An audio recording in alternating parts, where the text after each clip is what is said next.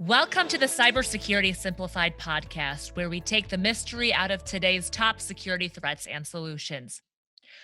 What is a security operations center and why do I need one? Your IT guy installed a security firewall and antivirus software on your network, so you're set, right? Wrong. Today, threats find their way even through the best defenses. Your best option is to detect threats early and stop them in their tracks. That requires a 24/7 security operations center. In this episode of Cybersecurity Simplified, we'll explain what a security operations center is and why you need one. I'm your host, Susanna, Director of Communications at Highwire Networks. And today, our guest is David Barton, Chief Technology Officer of Overwatch by Highwire Networks. David oversees Overwatch technology solutions development and channel sales engineering teams, and he has more than 20 years of cybersecurity experience with companies in various industries. Welcome back to the program, David. Thank you so much. I appreciate being here. Yeah, we had a great topic in our first episode about what is cybersecurity. Today, though, we're going to dig in about what is a SOC, right? And why do I need one? Because most businesses or their IT guy has installed security hardware or software on their network to stop viruses and hackers. So most people assume they're protected from security threats, but that's not the case. Yeah, it's far from the truth. The truth is the bad guys don't sleep, right? They are constantly poking and prodding our networks, looking for a vantage point. Um, we have to some extent put our head in the sand in that we think, to your point, we've got enough. We've done enough. We've got firewalls.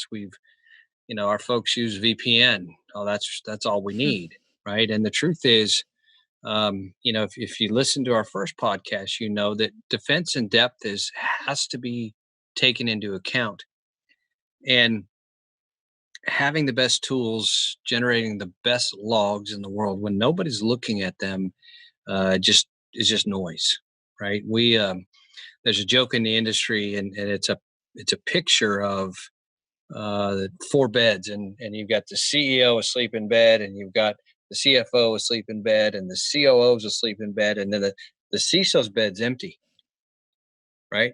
Because the CISO is focused on protecting when everyone else is in bed. He's not sleeping. He's not sleeping. He or she is without hair, right? They're getting old. They've got gray and all that other fun stuff. Um, David, that means you're not sleeping. Well, we are because we have a managed SOC, right? And this is where I think we're going today is um, I can have the best tools in the world. I can give you stories of Fortune 50 companies that had log data that nobody saw, right? And then they got breached and they ended up on the front of the newspaper.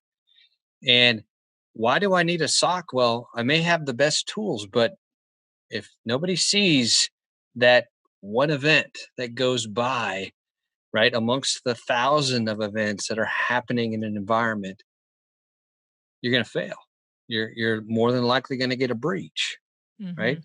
And so managed SOC is an opportunity to have folks looking at critical events, critical anomalies in your environment, and then not just looking at them and sending off an email, right? I once had a managed service partner of mine, and we were experiencing a denial of service, and they did nothing.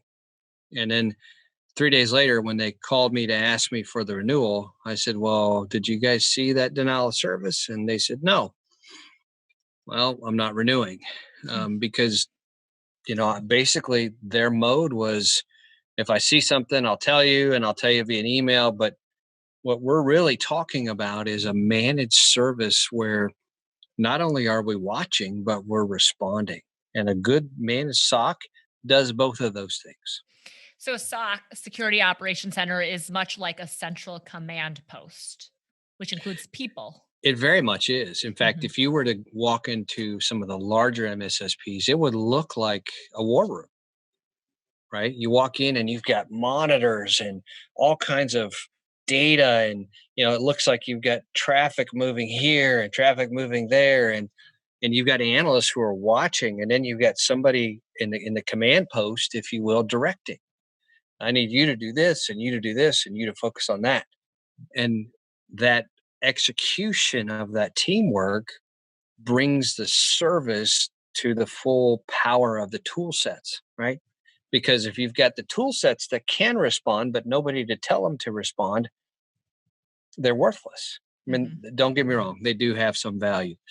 But again, it's a function of I've invested in these tools. I need to know if they're working. And if they're working, and if they're not working, I need somebody who can take action off of those. That kind of leads to my next question. So you're saying it's like a war room, it's really active. So are there really that many bad guys trying to disrupt networks that you would see, analysts looking at many monitors and seeing activity? If I could give you a glimpse into a day in the life of a CISO or the day in the life of a SOC manager, you would see millions of events. I had an opportunity a couple years ago to sit down with the CISO from a very large video content provider in South America, right? 35, 40 million subscribers. And they were getting 20 to 30 million events a day, right? And that's a day of traffic. That's And so the incredible. challenge, it is incredible. The challenge is, and he asked me that question, he says, how do I figure out what's important? Right? The human mind, we can juggle and manage a lot of things, but we can't scale. And so the only way to do that is have tool sets that can run machine learning and AI and do some cool stuff, but they still kick out output that you and I have to look at and potentially take action on. So the other anecdotal story I'll tell you is I was in Beijing, um, and you can decide if you want to keep this piece in here or not, Susanna. But I'm going to tell a story.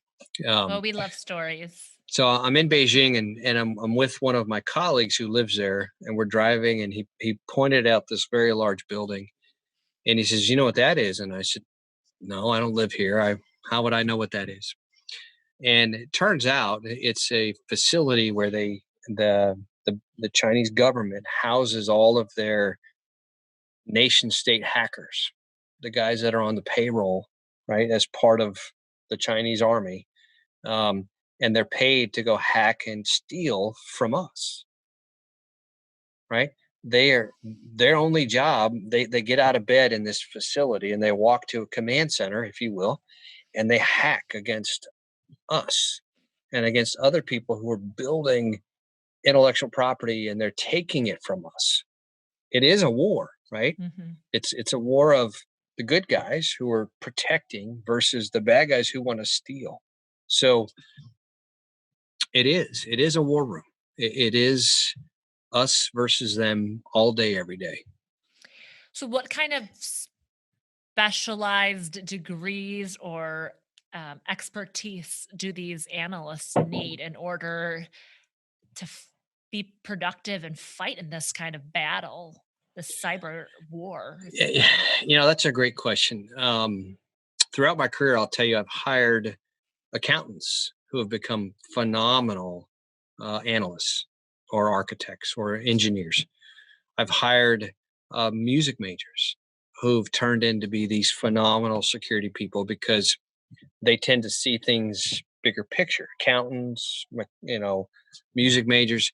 Um, at the end of the day, you have to have an aptitude and you have to have the right attitude and you have to enjoy the details. Right? It's the details that will cost us someone getting compromised.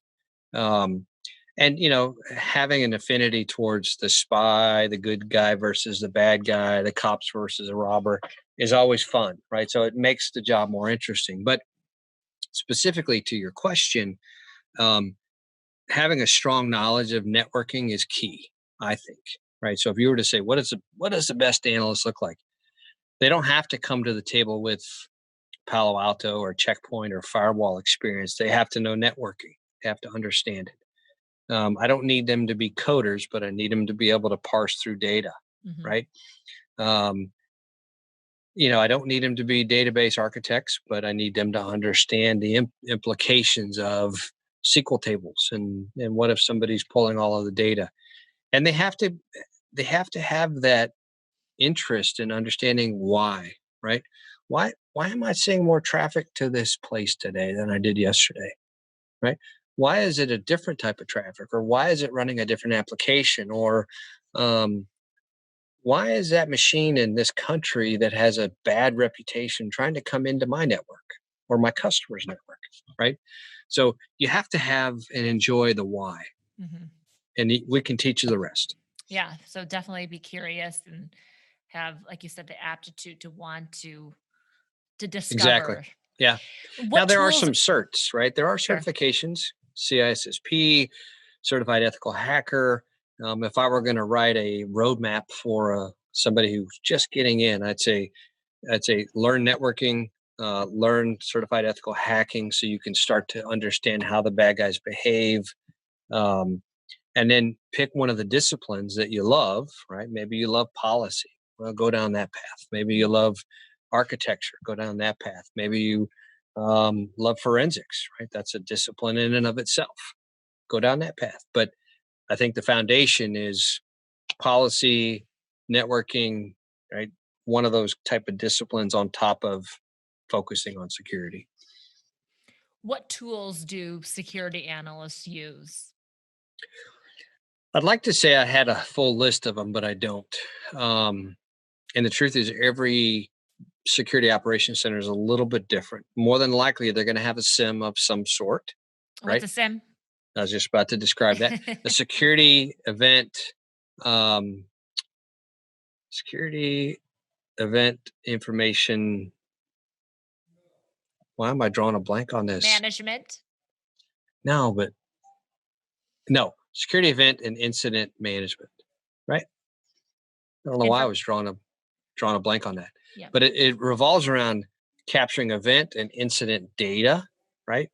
So there's multiple SIM types out there, but ultimately a SIM is taking a lot of data sources and putting some intelligence on it to identify. I've got these 10 lanes of traffic, but this one car has a bomb in it, right? Does that make sense? I think so. So why is that tool, I guess, important for an analyst to be able to Well, because use? in any organization, you've got data that's coming from your firewalls, from your servers, from your applications, and they're all feeding this data lake or this data environment, if you will.